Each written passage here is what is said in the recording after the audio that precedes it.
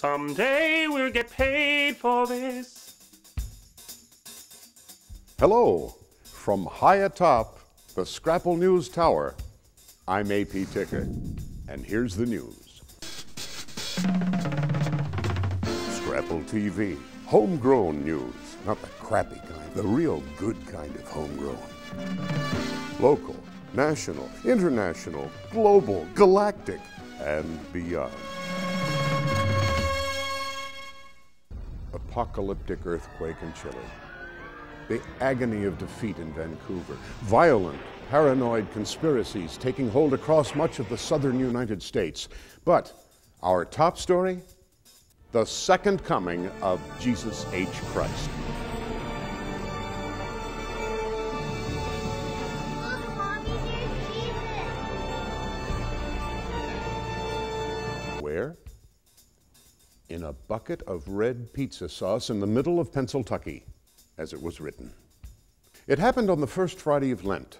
Mary Louise Salerno was working behind the counter at Brownie's and talking with her granddaughter, 23-year-old Jackie Krochek, while she made a pizza. Her granddaughter is a single mother who she said is struggling through tough times. Mrs. Krochek told her grandmother she was worried she was losing her faith. As Mrs. Salerno poured tomato sauce from a white plastic bucket, she urged her granddaughter to keep believing. That is when she saw it.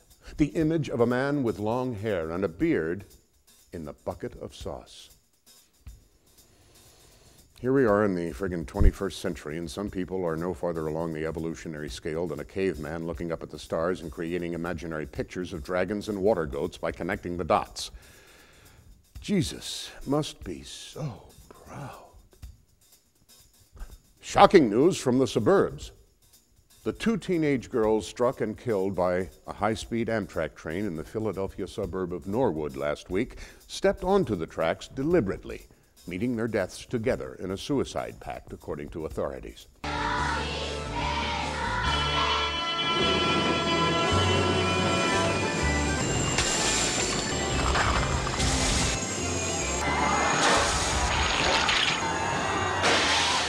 Gina Gentile, 16, and Vanessa Duart, 15, were killed instantly when an Excella Express racing from Boston to Washington sped through Norwood at 10:28 a.m. last Thursday.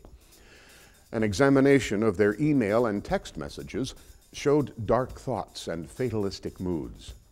Police Chief Mark Del Vecchio said in the days before they stepped onto the path of the train, he said, the girls secretly spoke of their desire to end their lives. Their motives remain unclear. A classmate at Interboro Senior High School who was with the girls in the moments before they died told police that she too had intended to take her life. As the train approached and its whistle blew, the girl said Gentile stepped onto the tracks. Duart followed. The girl said she had screamed at her friends to get off the tracks.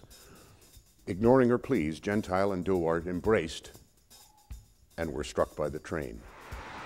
These suicides come on the heels of two high-profile suicides by sons of celebrities. The son of Walter Koenig, best known for his portrayal of Mr. Chekhov in the original Star Trek, was found hanging from a tree in Vancouver last week. Over the weekend, the son of Marie Osmond jumped to his death from the roof of a downtown Los Angeles apartment building. Coincidence? Believe it or not.